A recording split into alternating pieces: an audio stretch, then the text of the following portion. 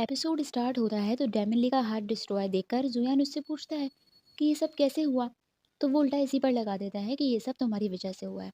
फिर हमें दिखाया जाता है कि डेमिनली और जुयान एक डेमन हंटर ऑफिस में नहीं बल्कि क्लिनिक में आए थे, और वहाँ के तहखाने में इन्हें डेमन्स कैद नजर आते हैं जिन्हें वो डेमिनली निकाल ले जाता है। तो रास्ते में उसे काफ़ी लोग रोकने के लिए आते हैं तो वो सबको ख़त्म कर देता है। ये सब जब जुयान देखता है तो वो इस पर गुस्सा करता है कि तुमने इनको ख़त्म क्यों किया, और उसे रोकने के लिए धक्का मारता है। मगर जुयान के हाथ में तो उस बर्निंग वुड की पावर आई हुई होती है, इसीलिए उसका थोड़ा सा धक्का भी डेमन ली को बुरे तरीके से लगता है, और वो पावर डेमन ली का हाथ डिस्ट्रॉय कर देती है। क्योंकि डेमन ली के पास तो पेड़ की पावर होती है और वो बर्निंग वुड होता है, इसीलिए डेमन ली को उससे काफ़ी नुकसान पहुंचता है कि उसका हाथ ही डिस्ट्रॉय हो जाता है।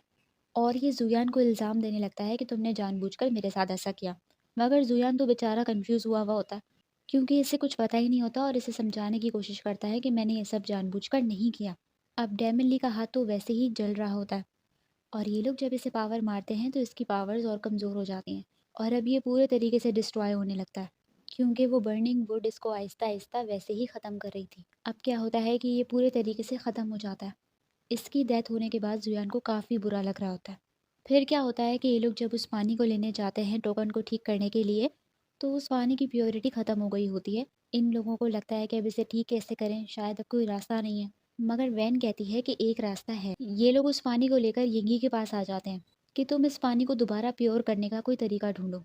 फिर क्या होता है कि इनके डैमन वर्ल्ड में चैंगबू कैम्प वाले और डैमन हंटर की टीम पहुंच जाती है जुयान को गिरफ्तार करने के लिए। तो जाओ और ये सब जुयान को बचाने लगते हैं और कहते हैं कि आप लोग कौन होते हैं फैसला करने वाले। और वैन फैसले का हक पायसी को दे देती है कि ये आपकी टीम की एक्स मेंबर थी, इसीलिए यही डिसाइड करेगी कि जुयान को डेमन हंटर ऑफिस में ही रखा जाए या चैंगवू कैम्प वाले उसे ले जाए। तो पायसी अपना फैसला चैंगवू कैम्प वालों के हक में देती है और कहती है कि इन्हें ही जुयान को लेकर जाने दो। इसका ये जवाब सुनकर जाओ और वैन शॉक हो जाते हैं कि ये क्या कह रही हो तुम। मगर जुयान खुश होता है और जाने के लिए रेडी हो जाता है उनके साथ। जाओ को हाँक मार के कहता है कि जो हो रहा है होने दो। वो भी खामोश हो जाता है कि इससे क्या हो गया। अब ऐसे ही ये लोग जुयान को जेल में बंद कर देते हैं और पायसी को बाहर गार्ड बनाकर खड़ा कर देते हैं। और शहर का प्राइम मिनिस्टर जुयान को ख़त्म करने का ऑर्डर दे देता है, क्योंकि उसे पता चल जाता है कि उसे सिर्फ जाओ की तलवार ख़त्म कर सकती है।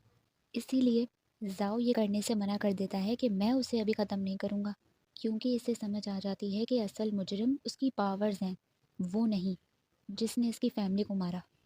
इसके डेमन हंटर का लीडर इस पर चिल्लाने लगता है कि अब तो टोकन भी नहीं रहा, इसीलिए जुयान हमारे लिए और भी ज़्यादा ख़तरनाक है और प्राइम मिनिस्टर का ऑर्डर हम नहीं मना कर सकते।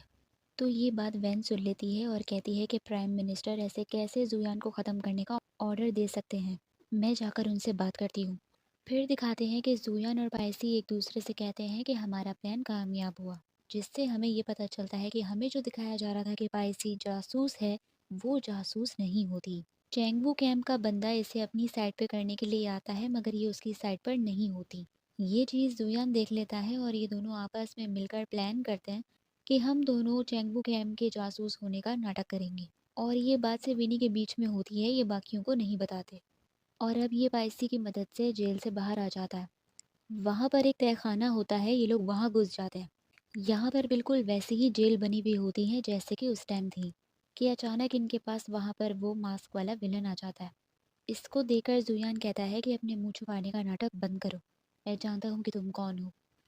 और ये वही शख्स होता है जब ये लोग टाउन में होते हैं डेमन वर्ल्ड जाने से पहले, जहाँ लोग वायरस से बीमार हो रहे होते हैं, तब ये भी डॉक्टर बन के आता है।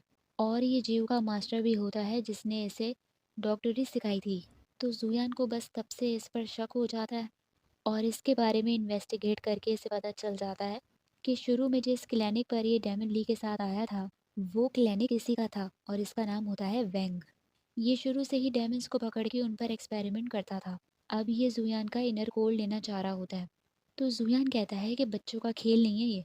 तो वैंग कहता है कि इतना मुश्किल भी नहीं है, और अब तो बहुत आसान हो गया है, क्योंकि इससे पता चल गया है कि डेमन्स का इनर कोर कैसे निकाला जाता है। वो कहता है कि उनकी 5 सेंस पर कंट्रोल कर लिया जाए तो उनका इनर कोर खुद उनकी बॉडी से निकलकर बाहर आ जाता है। और वो जुयान को बताता है कि तुम्हारे 4 सेंस पर मैं कंट्रोल कर चुका हूँ, क्या तुम्हें अब तक एहसास नहीं हुआ। जुयान शॉक हो जाता है कि ये क्या बकवास कर रहे हो, मगर थोड़ी देर सोचने के बाद इसे पता चल जाता है कि ये किसने किया। पाइसी क्लूलेस हुई भी होती है कि तुम लोग क्या बात कर रहे हो, कौन है इस सब के पीछे। कि इतने में वहाँ जीयू खड़ा होता है, जिससे पता चलता है कि स्पाई और कोई नहीं बल्कि यही था। और जब जीयू पाइसी को उस मास्क वाले विलन से बात करता देखता है, तब पाइसी वहाँ अनएक्सपेक्टेड पहुँचती है और उस मास्क वाले विलन से पूछ रही होती है कि तुम कौन हो। जैसे ही वो मास्क वाला विलन जीयू को वहाँ देखता है, तो पाइसी को सुई मारकर बेहोश कर देता है। तो जीयू कहने लगता है कि पाइसी को कुछ मत करो, तुम जो कहोगे वो मैं करूँगा। जीयू के हाथ में चेंगू कैंप वालों का टैटू होता है, मगर उसने अपने हाथ पर खाल चढ़ाई हुई होती है ताकि किसी को भी वो टैटू नजर ना आए। वैंग पाइसी से कहता है कि तुमने तो हमें जासूस होने का धोखा दे दिया, मगर जीयू हमारे साथ है। और हमें बताया जाता है कि इस जीयू ने जुयान के फोर सेंस पर कैसे कंट्रोल किया। इस पूरे डेमन हंटर के सफ़र में वो एक एक करके जुयान के सेंसेस पर कंट्रोल करता गया। अच्छा बन के जुयान को धोखा देता रहा। उसकी आंखों पे हाथ रखकर उसकी आंखों की सेंस खत्म करी ताकि उसे कुछ भी सच्चाई नजर ना आए। उसके कानों में चालाकी से रुई डलवाकर उसके कान की सेंस खत्म कर दी ताकि उसे दूर दूर की या किसी भी चीज़ की आवाज़ सुनाई न दे, वरना उसे पहले ही सुनाई दे देती थी। अब आखिरी सेंस पावर का यूज़ होता है। वो ख़त्म करने के लिए ये वैंग जियो को सुई देकर भेजने लगता है जुयान के पास कि इसे चुबा दो। तो ये आने भी लगता है उसे चुबाने के लिए, तो ये दोनों हैरान हो जाते हैं कि हमारी अच्छाई का तुमने ये सलाह दिया। जुयान उसे अपनी पावर मारने लगता है, तो अपनी पावर सही तरीके से इस्तेमाल नहीं कर पाता क्योंकि इस वैंग ने इसे यहाँ ट्रैप करने का पूरा प्लान बना रखा होता है। जुयान यहाँ पूरे तरीके से फंस जाता है, मगर इससे पूछता है कि तुम आम इंसान को मेरे इनर कोर से क्या लेना देना।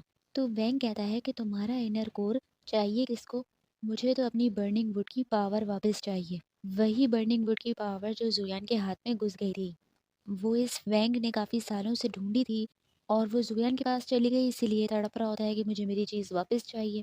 मगर पाइसी के पास वो गायब होने वाला ऑब्जेक्ट होता है। ये दोनों फौरन मौका पाकर वो ऑब्जेक्ट इस्तेमाल करके गायब हो जाते हैं। इनको वहाँ से जाता हुआ देखकर जियो सुकून का सांस लेता है, जैसे कि वो जुयान को मारना नहीं चाहता था। फिर क्या होता है कि शहर का प्राइम मिनिस्टर रात को जा रहा होता है, तो उसे रास्ते में वैन रोक लेती है और कहती है कि मुझे आपसे बात करनी है, और उसका होलिया काफ़ी चेंज होता है। बाद में जब गार्ड्स अंदर झांक देखते हैं, तो वो खून में लथपथ बैठी होती है और प्राइम मिनिस्टर को ख़त्म कर देती है। पूरी की पूरी बॉडी खा जाती है उसकी, सिर्फ स्केलेटन बचता है। गार्ड्स डर जाते हैं और जब दोबारा देखते हैं तो वो वहाँ से गायब हो जाती है। वहाँ दिखाते हैं कि वैन तो अपने डेमन हंटर ऑफिस में बैठकर जाओ से बात कर रही होती है कि अगर बेस टोकन दोबारा रिपेयर हो गया, तो उससे जुयान की ईविल एनर्जी सारी कंट्रोल की जा सकती है या ख़त्म की जा सकती है। तो जाओ कहता है कि अगर ऐसा हो गया तो फिर उसे मारने का कोई मतलब नहीं है, लेकिन अगर ऐसा नहीं हुआ तो उसकी ईविल पावर की वजह से उसे ख़त्म करना पड़ेगा। कि अचानक इनके डेमन हंटर ऑफिस में चैंगबू कैम्प वाले वैन को गिरफ्तार करने के लिए आ जाते हैं प्राइम मिनिस्टर की डेथ के इल्ज़ाम में। तो जो इनका साथी होता है सीतू, वो आकर वैन को अलर्ट करता है कि प्राइम मिनिस्टर की डेथ का इल्ज़ाम ये तुम पर लगा रहे हैं क्योंकि सारे गार्ड्स ने तुम्हें वहाँ देखा था। मगर वैन कहती है कि मैं तो पूरा दिन इस डेमन हंटर ऑफिस में थी, मैं तो कहीं गई ही नहीं। मगर इसकी बात को कौन सुनेगा, वो लोग तो इसे गिरफ्तार करेंगे ही। इसीलिए सीतू अपने साथ वैन को ले जाता है छुपाने के लिए। और चेंगू कैंप वालों को कहीं पर भी वैन नहीं मिलती, तो वो उसे ढूंढने का ऐलान कर देते हैं। सीतू वैन को अपने घर ले आता है और यहाँ से पता चलता है कि सीतू उस जीव का फादर होता है। उसके घर में एक कमरा लॉक होता है, तो वो कहता है कि ये मेरी बीवी का कमरा है और ये हमेशा से लॉक ही रहा है। तो वैन को फ़ौरन उलझन होती है कि ऐसा क्या है उसके अंदर, मैं देखूं, और जाकर ताला तोड़ने लगती है। मगर उससे पहले ही जुयान उसका हाथ पकड़ लेता है। वो इसे देखकर शॉक हो जाती है कि तुम यहाँ क्या कर रहे हो।